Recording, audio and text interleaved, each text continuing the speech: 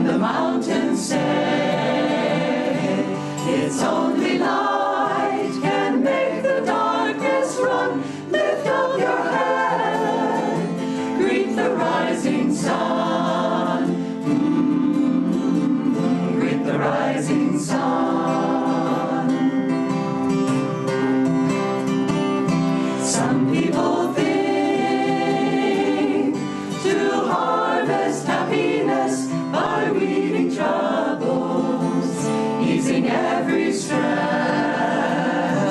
The trouble is that troubles never end. Get rid of one and you face its friend. And you face its friend.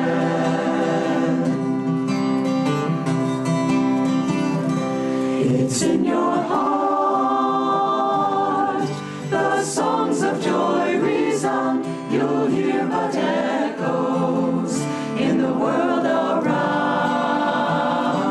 Wind on a hill sounds lonely if you're sad, free if you're free, cheerful if you're glad. Cheerful if you're glad. Friends, come with me. We'll chant of battles won, shouts not of anger. Joy will be our gun. Before the light, the veils of sorrow rent. In inner freedom, all delusions end. All delusions end.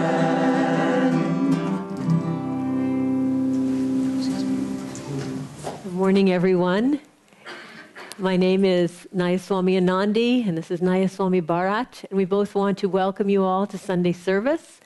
We'd like to welcome those who are joining us over the internet, those of you who've come here in person, and especially our new meditation teacher training students.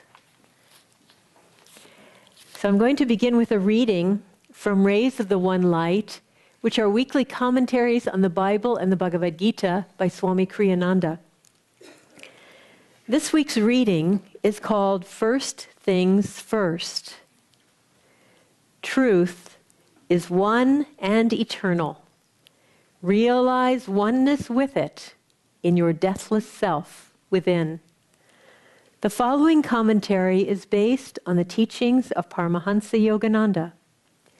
That expression, first things first, is a piece of counsel often given to students of business techniques. It is the advice of practicality to those who aspire to worldly success. But according to the Hermetic doctrine, as above, so below, that which works best in one level of life is often the best guide to what will work well on every other level. If a person is true to his highest priorities, he will generally find that his other needs are fulfilled naturally as well. This is true, certainly, of the search for God. One of the greatest sayings of Jesus Christ was this simple sentence in the Gospel of St. Matthew, chapter 6. Seek ye first the kingdom of God and his righteousness, and all these things shall be added unto you. Paramahansa Yogananda gave his elder brother Ananda a wonderful lesson in this truth. It was Ananda who had captured him and brought him back from his flight to the Himalayas, described by Yogananda in Autobiography of a Yogi. In Yogananda's book, we read how Ananda later challenged him in the city of Agra to pit his divine faith against such practical worldly considerations as the need for earning a living. Fearless before that challenge, the young aspirant agreed to go by train without any money to the nearby town of Brindaban. not to miss a single meal in Vrindavan, and to find his way back to Agra without begging and without in any other way asking for help. In one of the most thrilling chapters in the book, Yogananda fulfilled all the conditions of the test. Yogananda continued the account. As the tale was unfolded, my brother turned sober, then solemn. The law of demand and supply reaches into subtler realms than I had supposed. Ananda spoke with a spiritual enthusiasm never before noticeable. I understand for the first time your indifference to the vaults and vulgar accumulations of the world. Late as it was, my brother insisted that he receive Diksha, initiation, into Kriya Yoga. As the Bhagavad Gita puts it in the 9th chapter, those who worship lesser gods go to their gods, but those who worship me come to me. Thus, through Holy Scripture, God has spoken to mankind. Om, Om, Om.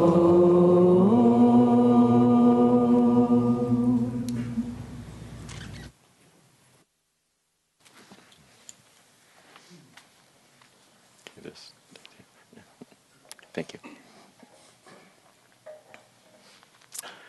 Good morning. I'd like to read from Whispers from Eternity, mystical poetry by Paramahansa Yogananda.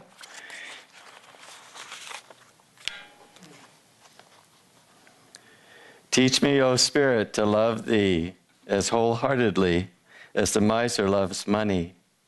Make me attached to Thee as a drunkard is addicted to wine. Teach me to cling to Thee as erring ones do to their bad habits. Teach me to be as attentive to Thee as a mother is to her child.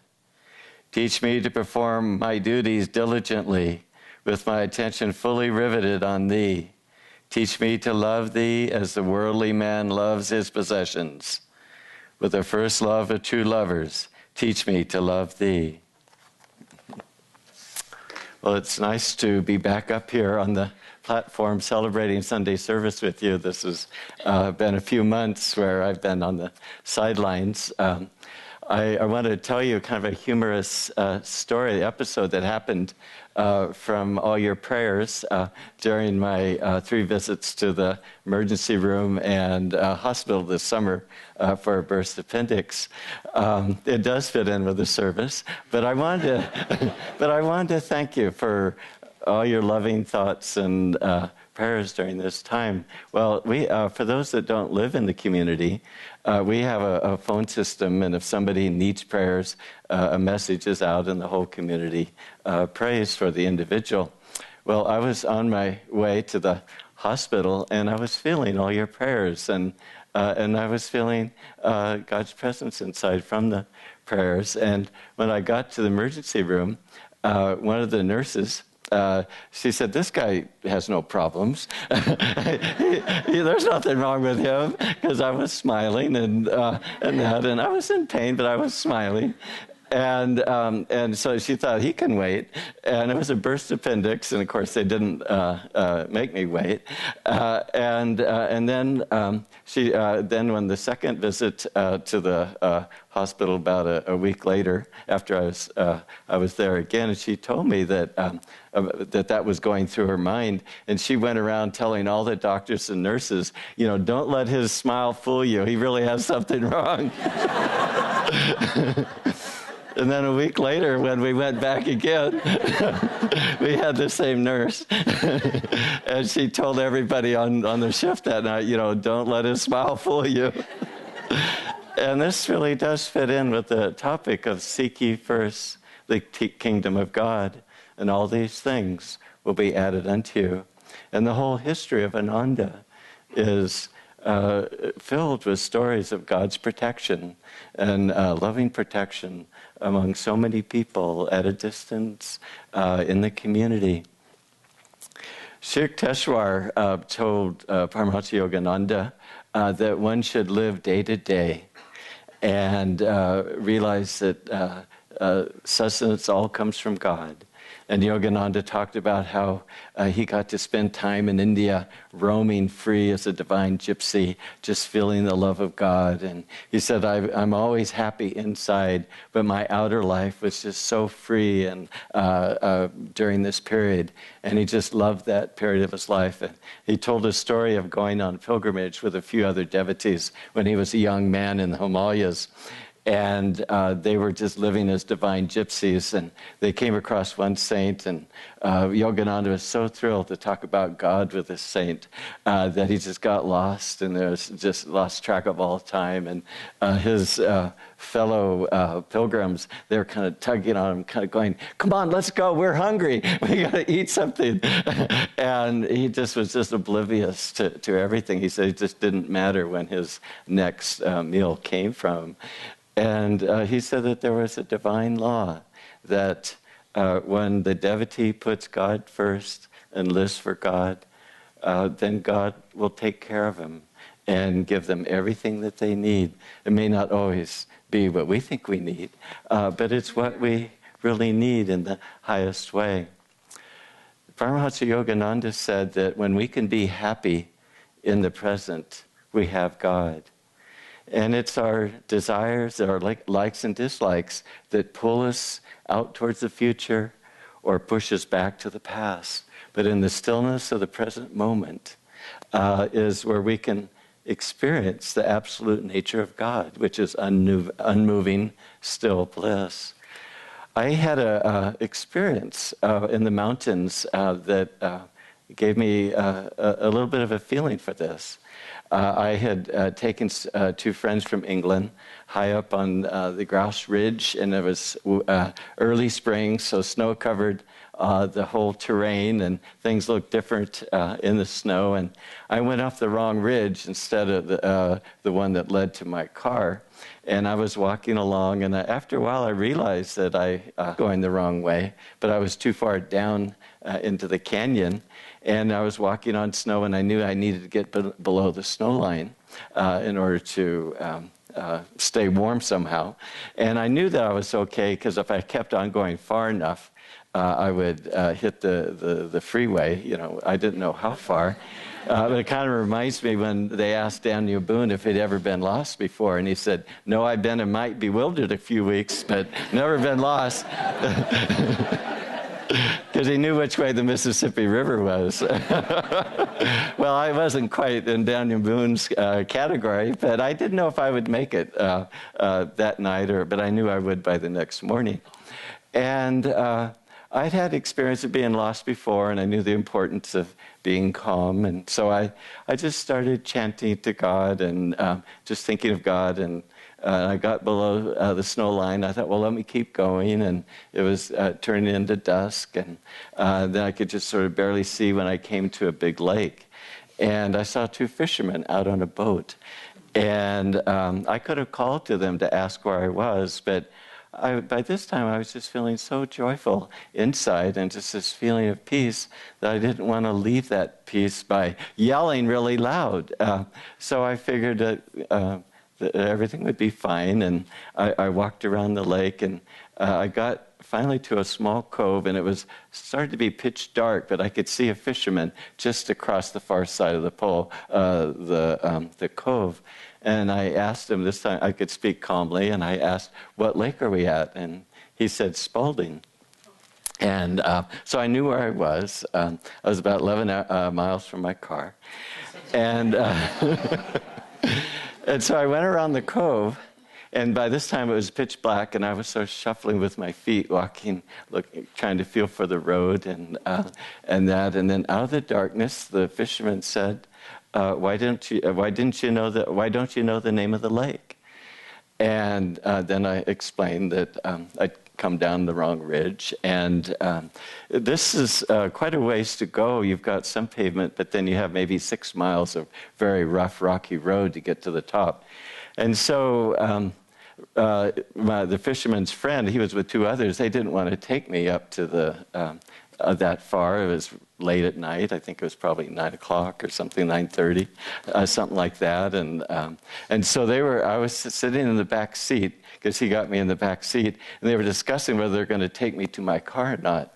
And by this time, I was just feeling so joyful, just that I didn't want the night to end.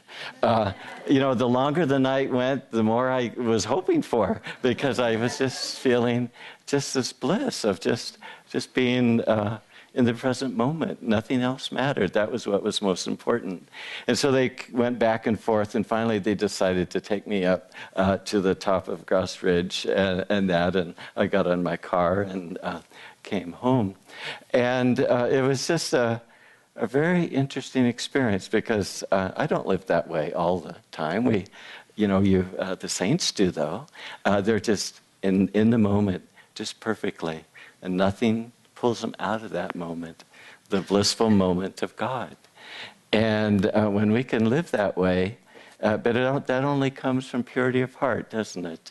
Of just having nothing that pulls our energy outside ourselves. But when we're always within ourselves, the whole practice of Kriya Yoga, bringing more of awareness into the spine and living deeply in the spine. Master called the spine the altar of spirit. And this is where the yogi is, all the practices, everything that a yogi does is to draw that energy inside and then to live from that consciousness. Paramahansa Yogananda said that God works from the inside out and man works from the outside in. And I think most of us know what the spiritual eye is. It's a reflection of the inner spine. And at the very center is the star of spirit, of just stillness of God unmoving. And then surrounding that star is a field of blue. And that's the causal or thought world. It's the realm of Om.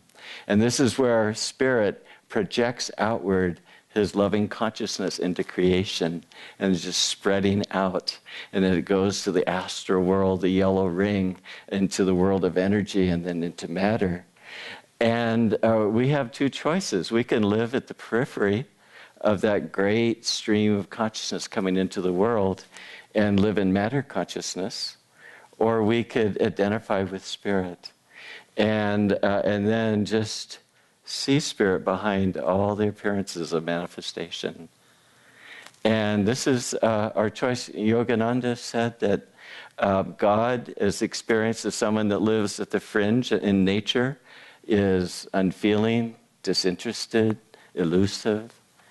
But God, that when we experience God, at the center of our being, that God is intimate, lovable, and very keenly interested and directly acts to relieve every misery that we have. So if we want to really have that kind of relationship with God, then that means that we have to seek Him deep inside ourselves. I had a very interesting experience that I had actually quite a few interesting experiences the last few years. But it was Master's Mahasamadhi celebration, and Ananda and I, we were supposed to be helping lead the ceremony with Ananta and Maria. Well, I had a really high fever and chills so much that I had all my mountaineering clothing on, and I was under a down comforter and 2 wool blankets. It had been a fleece hat, insulated pants, and I was shaking so much and chills and I had everything over my head. And then I remembered something that Yogananda had said in Patanjali.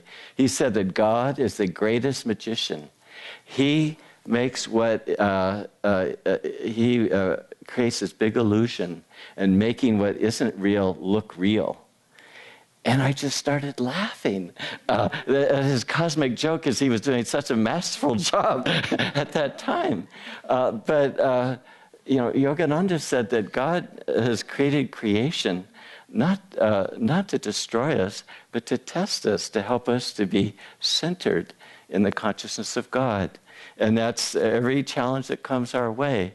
That's its purpose, is to help us to remember that our divine reality is God, and it's not in anything that's temporary. Yogananda said that you could reduce pain by 10 times by remembering God, and remembering that God is behind all the experiences.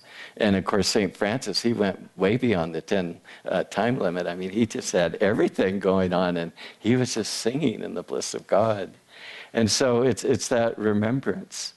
I was talking with Jyotish when Anaya Swami Jyotish, the spiritual director of Ananda, and he said that very few of us are, or he said that only really Swami can transcend these kind of situations, but we can deeply accept them. And so there's an image that, well, actually, before I tell this image, well, I'll tell the image now, and then I'll make my next point. But an image that will really help you accept whatever comes your way is you could visualize Divine Mother and smiling at you and just feeling her loving countenance. And then then just think of a particular karmic challenge that has come your way. And then just see Divine Mother holding that karmic challenge that is just perfect for your soul evolution and freedom. And see her holding it out to you, and just with this great blissful smile, realizing that this is going to free me. This is going to draw me closer to God. And then with your hands reaching out and taking that karma and bringing it to your heart in deep appreciation. And then closing your eyes and looking upward at the spiritual eye, the point between the eyebrows, and then just offering that karma up to God and just feeling the freedom that comes from releasing that karma. You know, the best way to overcome something, some karmic thing, is deep acceptance. And then that will help take the power out of it. When we think that it shouldn't be happening and we fight it, we create tension and we magnify it. But when we realize that it's just an energy coming from God, that God is behind it, there's just a comfort with it, and it will just dissipate a lot more quickly. God, as unmoving spirit, has created all of us. And some people, when they look and see the suffering that goes on in the world today, they say, how could God permit this? This isn't right. They don't believe in God or trust God. But we're made in the image of God.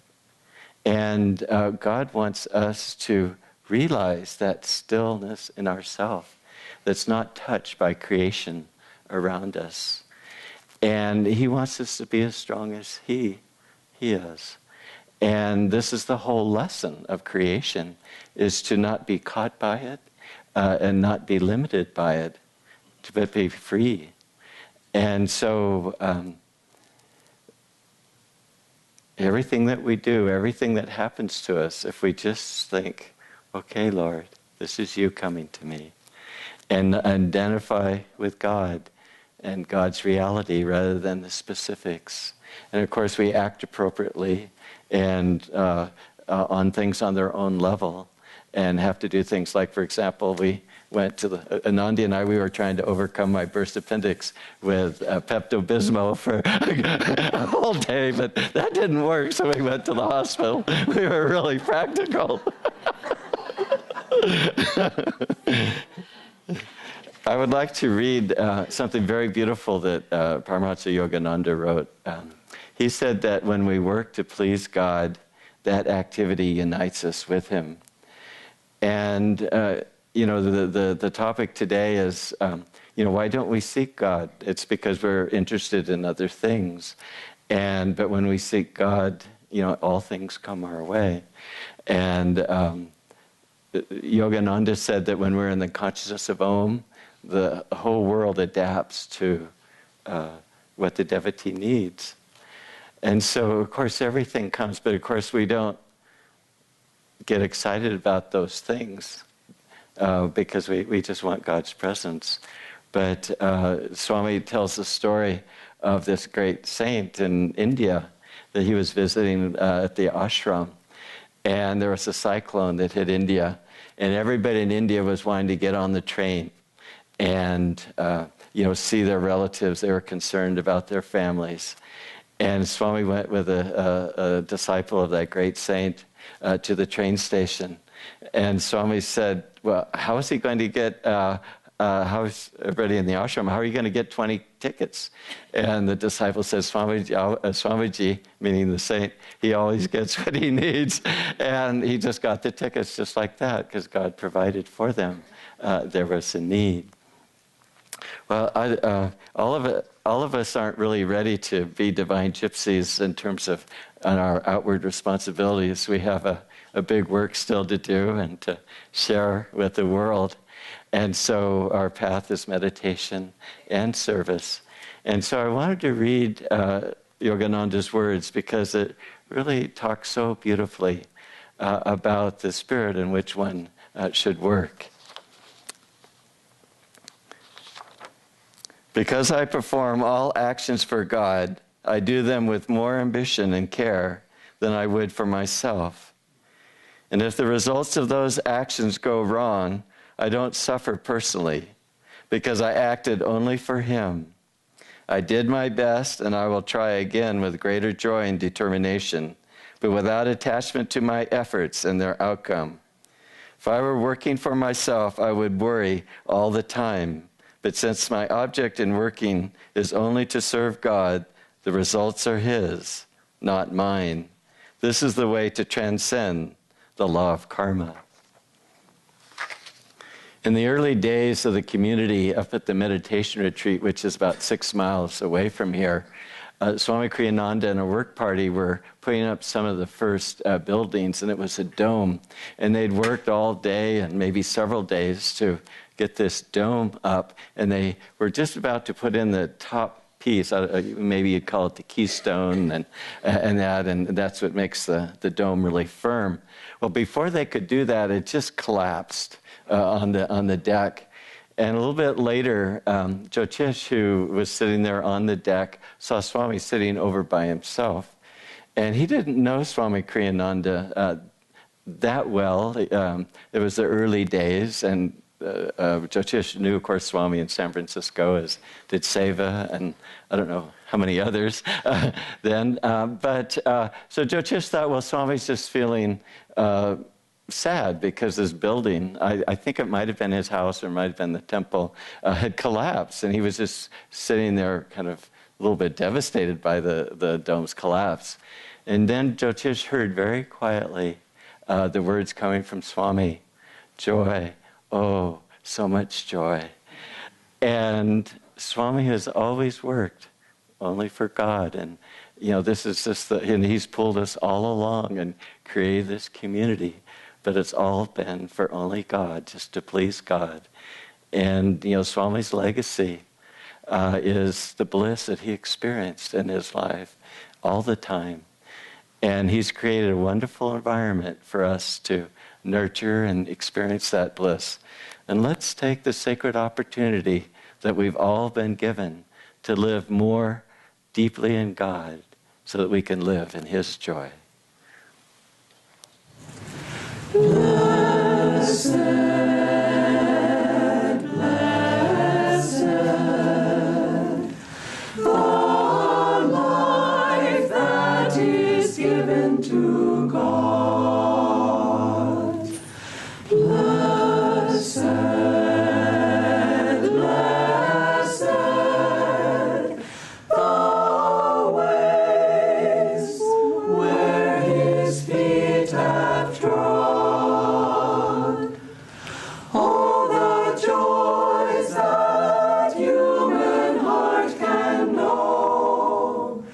May His love on you bestow.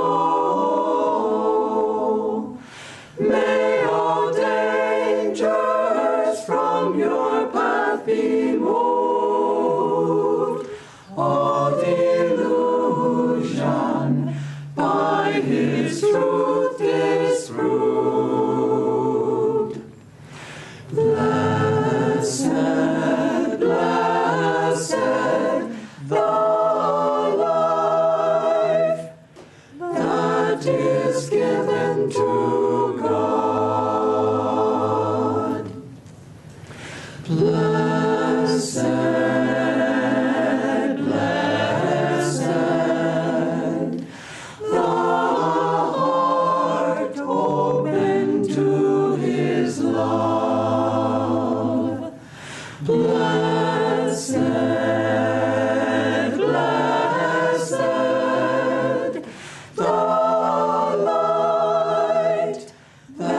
shines from above. All the wealth for which man ever schemed, all the beauty ever dreamed, all the gains for which men sigh and moan, will be harvested in God alone. Blessed, blessed the heart, open to